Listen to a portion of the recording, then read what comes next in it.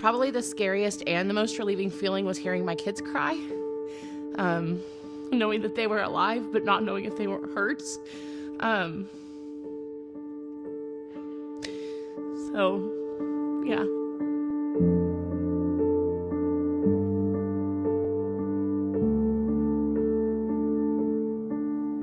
I see vehicles like this all the time.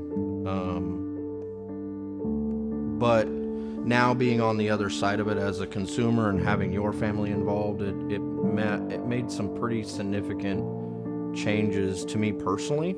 The incident itself is a little bit of a blur, probably going 60 miles per hour, and I see a car cross at the stop sign, no big deal, and then all of a sudden this truck pulls out in front, and there's really no time for a reaction. I remember saying, oh my gosh, and the airbags went off. We hit. I felt a bunch of bouncing. I shut my eyes before we even got into the accident because I knew we were gonna hit it. And it was just my first car accident, so I was really shocked that this happened. And when I got out of the car, I just had bruises everywhere, and my pants were ripped. And I'm just really shocked that that happened. When we finally stopped, I was kind of bracing for another impact because I knew that it's a busy road on 167th, so I was kind of waiting to see if there was going to be another car that would hit us.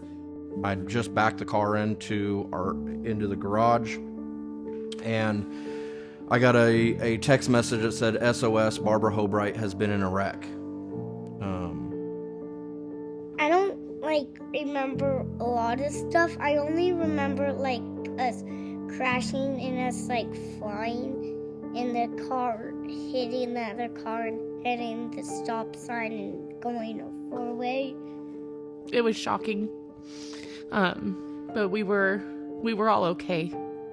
But I'm incredibly thankful for that. I call Barb. Barb answers and is in a complete frantic. There's just chaos on the other side of the phone. I could hear the kids screaming in the background. The first things that Barb said was, Clay, we've been in a really bad wreck. And the tone in her voice was something that I very seldomly have heard. I instantly knew this was serious.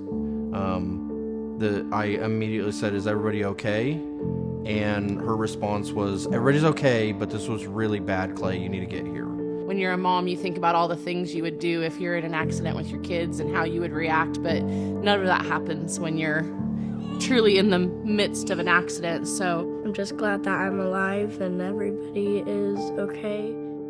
The whole front end of the car came forward. The hood hit the windshield and smashed the windshield, and part of the dash seemed to be cracked to me as well. So all of that energy coming towards us, and we walked away with bruises and scratches and a little bit of hurt pride. As quickly as my adrenaline was racing, I was able to, the whole thing calmed down once we were all together.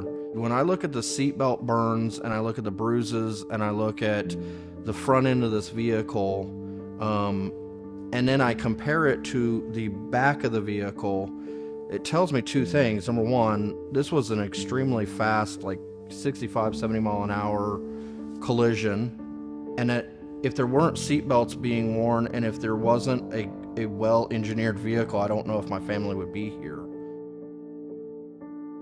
My family will never not drive Volvos, and that's a shameless plug to Volvo. We've already called the dealership, and they asked us, what car do you want to replace it with? And I said, the same one that protected my family the first time.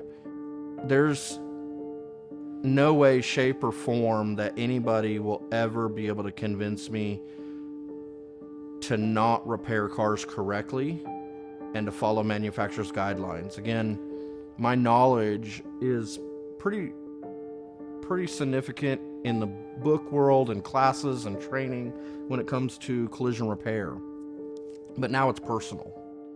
There's no way I could ever rob somebody the opportunity to walk away from with their family safe like I have, simply because an insurance company doesn't want to pay for their correct repair, or a customer wants to cut a corner or save money. At the end of the day, the one thing that I'm very confident on is that as long as I own Best Body Shop, I will never allow cars to be repaired in any other order than following manufacturer's guidelines.